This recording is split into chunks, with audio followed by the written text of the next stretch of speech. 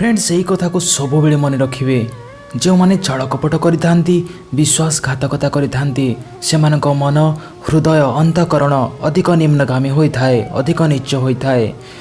सेमाने दिने ना दिने सेमानकर कार्य असफल अवश्य होइथांती। जदि धोकाबाजी द्वारा मनुष्य उच्च हो पारुथांता तेबे सबु निष्ठुर कपटी माने ऊपर को उठी जाउथांते। अन्य को जड़े कपटी केते दिन ठकिब केते थर ठकिब से निजे दिने ठकामी पड़ीजिव। जदि तुमे क्या धोखा देवारे सफल हो गल ताहले भावनी जे से बोका थिला। यार अर्थ है से तुमको बहुत विश्वास करुथिला। जदि केबे तुम जीवन रे दुख आसे ए कथा को सब बेले मन रख। जड़े पिला ता भाई को कहला बापा आज तुमको पिटिबे। भाई कहला पिटिबे तो पिटिबे मो भल पाई तो पिटिबे ना तते सेथिरु कौन मिलिबो।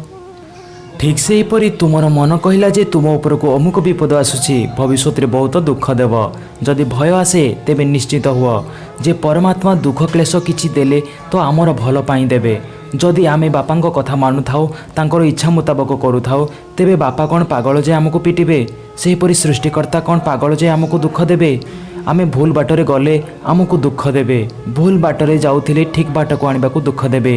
दुख आसिले सिना जगत नियतांक द्वारा आमको मिलिबो। परमात्मा समस्तंकर परम मित्र अटंती। से दुख देउचंती तो आमर हित पाई से सुख देउचंती तो आमर हित पाई। भविष्यतर दुखर कल्पना करी डरी जुवा चिंतित हेबा भीतग्रस्त हेबा आदौ उचित नुहे। जहाँ हासिब आसो परे देखा जीव।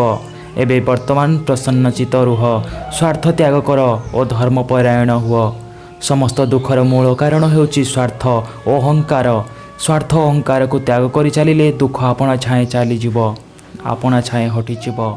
जेते बड़ दुख हेउ पछे तुमे त्याग और प्रसन्नतार पूजारी हुआ समस्त दुख दूर होइजिव। जगतर आसक्ति रस दर्शन एवं भोगर पूजारी हेले मनुष्य को सब दुख घेरी जाती।